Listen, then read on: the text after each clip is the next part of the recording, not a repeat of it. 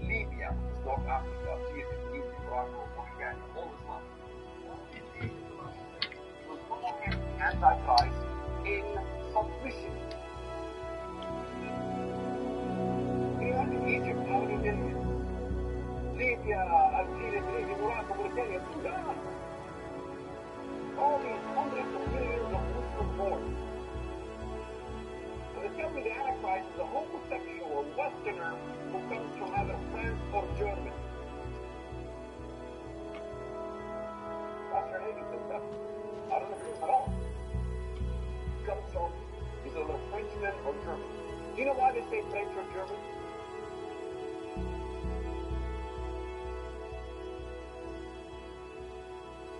What is up, guys?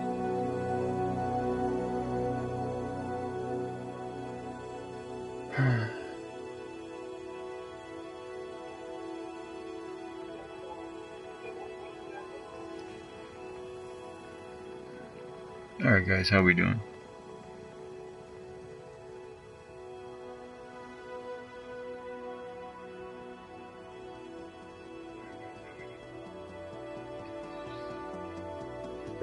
So I'm just gonna go over the new patch notes here for the division here.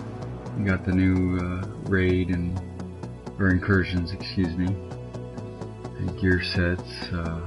Obviously, we all know about the gear being ruined with having to use 10 items instead of 5 to upgrade tools and other such equipment, and then breaking down items will give you less items. So I hope y'all did that before this patch came out. So what we've got here is the overview. Falcon lost, joined the JTF in an epic fight against the Last Man Battalion and their deadly weapon. Then we have gear score. Gauge the power of items and other agents by comparing their gear score. Gear sets. Collect new gear sets to unlock unique and powerful bonuses. It's basically like any MMO where, you know, you've got a 4 or 5 piece set. You know, the more pieces you have, the more bonuses you'll get for completing the set. Then we got trading. Trade items with players in your group by dropping them from your inventory. Alright, so if you don't know anything about this yet here, if you and I join a group, we're in a group together and we go do something, we can trade between each other. Anything that is dropped while you and I are grouped, we can trade.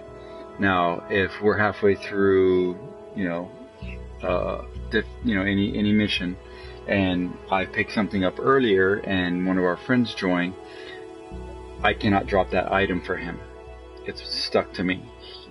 The items can only be traded between each other if you were in that group already when that item dropped. And then I think you only have 2 hours, correct me if I'm wrong, but I'm pretty sure it's 2 hours from the point the item dropped to trade it to somebody before it becomes, bound to you.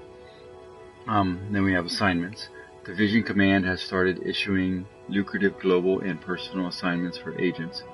Basically, they have, what I read in the patch notes was they have daily assignments, which will change every server reset, and then you have weekly assignments, which obviously will change every week on, I'd assume, Tuesday mornings. Well, it's Tuesday mornings for me on the East Coast here, so I'm assuming that'll happen every Tuesday. They will change the weekly assignments there for you, and you get bonuses. I'm not sure exactly what type of bonuses will be in there. I'm sure it's mods and maybe blueprints and other such items like that. And then now we have the Dark Zone supply drops. Be on the lookout for supply drops from Division Command in the Dark Zone. I'm assuming they're basically like loot catches, like when you find the Dark Zone chest and you have to have a Dark Zone key. I don't think you'll need a key for this. I haven't really checked it out yet, but maybe they'll have to do something. Obviously, if you're near it and some other agents show up, you're most likely going to get in a firefight to get it. So be prepared for that. You know, most of these guys nowadays are running around looking for somebody to go rogue on, or trick you to going rogue on them so they can light you up. And that's going to be where, you know, gear score comes into play, obviously, again. So if you don't have a high gear score, you're not going to have very much of a chance of surviving with that. So let's go down here. Oh, they got more details here. I should have looked at that first, I guess. Would have made this more simple. So we have Falcon Lost. Falcon Lost is a new mission available in the Stuyvesant area. You must be level 30 and have completed the mission General Assembly to access this mission. If you don't know, General Assembly is the main storyline's final mission. The encounter is balanced for 4 players with high level gear. Before this was ever released, we knew anything about it. The first leak about this assignment here, Falcon Lost, was that the devs were having a hard time meeting it. So I would assume you need really good gear for that. Then we have gear score. Alright, so I get a little picture here. 151 is your gear score, level 30, and then you got your Dark Zone level 6. Let's go into the details that they've given us here. Every non-vanity gear piece that can be found when your agent is level 30 has gear score value. The higher an item's gear score, the stronger the item. The overall gear score of the agent can be seen in your main menu next to your player level. Gear score indicates advancement of an agent. Other agents' gear scores are displayed next to their health bars. Improving your gear and increasing your overall gear score will grant agent access to the most dangerous and high-end challenges. So basically what they're saying here is you can't do certain things without a good gear score, and if you don't have a certain gear score, you will be limited to the in-game content as far as raids or difficulties.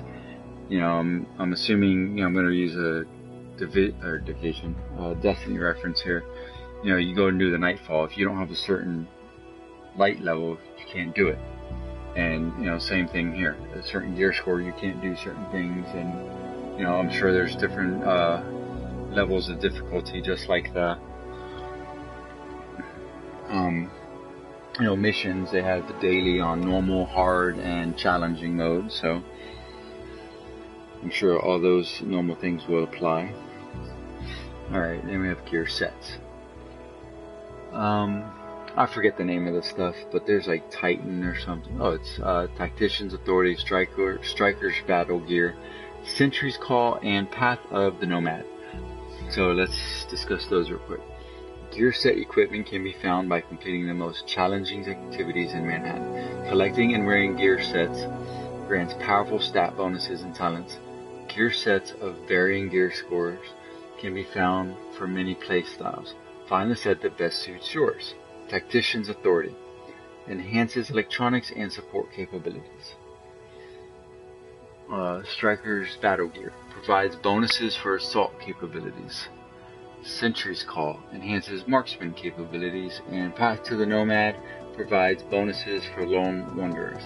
So basically, the Tactician's Authority, it's gonna go with you know, your healing and your other support capabilities like cover fire or smart cover, and the shield, the ballistic shields, things like that. Striker's Battle Gear provides bonuses for assault capabilities, so that's more geared towards your, you know, assault rifles, your machine gun. It gives, last I heard, it gives bonuses to like crits and gun damage, and some other basic bonuses for, obviously, you know, gunfire. So then you have Sentry's Call, enhances marksman capabilities. Yeah, I'm gonna assume that that's geared more towards being, you know, a sniper, sitting back, you know, accuracy, crit damage, headshot bonus type of stuff. So, but don't quote me on that. If you have more info on that, please feel free to comment below and correct me. And then Path to the Nomad, I'm sure that's probably going to have an armor and health bonus, and just give you an all-around stat bonuses, you know, not geared towards any one thing, but more maybe towards survivability. Alright, trading. So items dropped by enemies can be shared with other players. Trade items by dropping them as loot from your inventory so players in your group can pick them up. You can only share an item the first hour after you have acquired it. Okay, so earlier I said it was an hour or 2 hours. Here it's clearly saying that from the moment you loot it, you can only share it up to an hour after you picked it up. So that's the window you have to drop an item to one of your buddies that you're already playing with there. Then you have items can only be shared with players who are currently in your group and were also in your group when the item was originally dropped. So just like I said before, if you're in my group, we kill said guy drops epic loot, I pick it up. It's not as good as what I have, but you want it, I can drop it, you can use it up to an hour after I've looted it. If said boss drops something and I pick it up and then one of our friends join, he cannot have it because he was not in the group when it was dropped. Okay, so that's all we have for trading so far. Assignments, global and personal assignments. Okay, so global and personal assignments are automatically obtained when you log in and can be tracked from the map via the menu called Mission Overview. Assignments are available for a limited time, 24-hour daily assignments and 7 days for weekly assignments, after which they will be replaced by different assignments. Assignments come in different categories: combat, dark zone, and crafting. Most assignments can be completed while playing alone, but some will require enlisting other agents' assistance to complete. So, you know, basically, crafting, I'm pretty sure, is one that you could always complete by yourself, but playing solo. The dark zone, I mean, who really wants to run out of the dark zone by yourself? Unless you're purposely running around planning on being rogue. It's a little dangerous. You're going to run into a group of 4, so, you know, why risk it unless that's what you're looking for? And then, you know, combat, those are probably going to have to do with challenging modes, or, you know, the new incursions, stuff like that you need to be with a group anyways. But you know, I'm sure that'll vary, especially as more stuff gets released and there's more options to what we can and can't do, and what we can and have to do as a group. So then now we have Dark Zone supply drops. Dark Zone supply drops are a global event where the Strategic Homeland Defense SHD, okay, agency airdrops multiple supply catches to assist division agents. Dark Zone supply drops will occur multiple times over the course of the day. The supply drops contain non-contaminated gear of all types that will be ready to use without the need for extraction. So that's a good thing. You know, most everything you pick up in the Dark Zone, you need to make it to an extraction zone, then you need to call for the extraction, then you need to survive, and then you need to extract the loot. And if you want that loot, you need to leave the Dark Zone, go back to a safe house, you know, get it out of your stash, equip the loot, and then, you know, go back to the Dark Zone and catch up to your buddies. Kind of a hassle, but this is saying that they will drop gear that's already sterile, I guess. Isn't contaminated, that you can just pick up right away and equip and go. So that'll be good. Questioning what level, what like gear level the gear items will be, but you know, a lot of us already have some pretty good gear, so that'll be interesting to see what items they do drop. These supply drops will be heavily sought after by other agents and enemy factions that roam the Dark Zone, so be ready for resistance. Yeah, so basically just like when you try to extract, and you know, you got a wave or two of NPCs coming at you. They're obviously, when these drop, they're gonna have NPCs coming. Plus, you're gonna have to fight off other players. So that'll be interesting to see how that goes. Full patch notes. So this looks like everything I've already read, just all put together under one roof here. Just gonna browse through it real quick and check it out. So make sure that everything. Oh no, look. All right, so we do have a couple things that I didn't read before. So what do we have here? Game changes. Turret skill can no longer suppress enemy NPCs, as this allowed named NPCs to be defeated too easily. Recalibrated high-end items will now cost normal credits instead of Phoenix credits. That's good, so we can get some better gear for credits instead of busting our butt trying to get Phoenix credits, which I forget exactly how many you could get a week. I think one video I saw said something like 300 a week.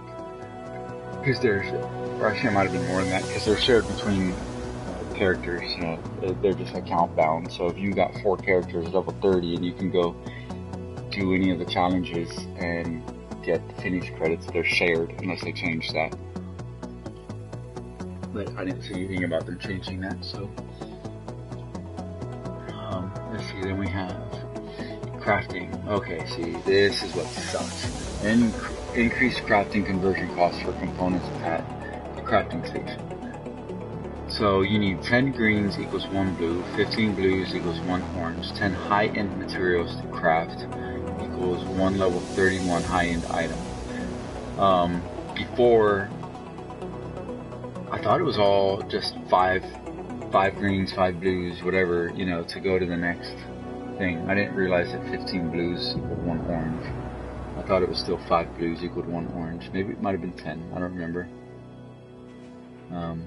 Damn, now I wish I would have farmed a little bit more before this patch. I got some more items to add in my inventory. Oh well. Alright, user interface, added controller dead zone calibration and settings menu, bug fixes. I am not going to read all this. I know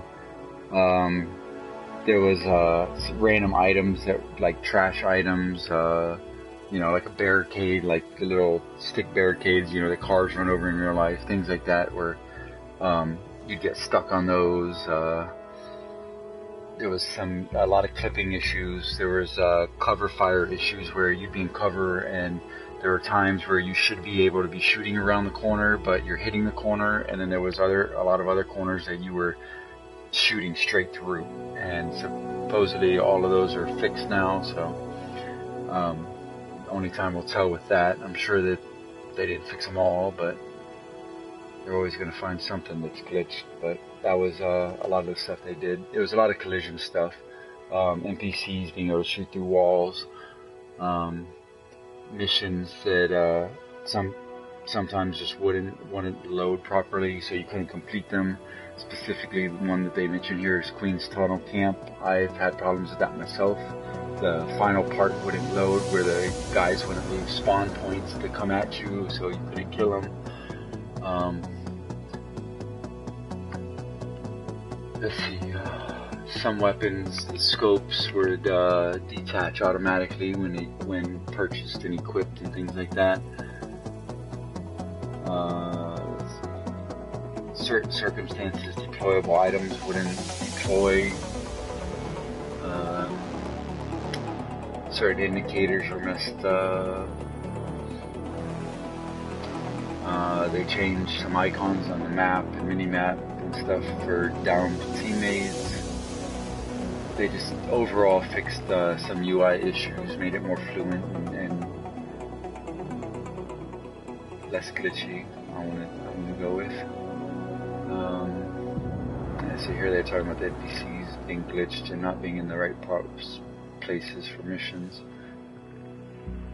And yeah, just more clipping issues and stuff, so. And some tooltips have been made more clear. Okay, so I'm gonna go ahead and don't show that again. Back. Alright. Oh wow. Oh, my gear score is 137. I'm assuming that kind of sucks. That's great. I think I'm going to go ahead and end this video on the patch notes there. And go ahead. Oh, so I don't even have a gear score on this guy. That's sad.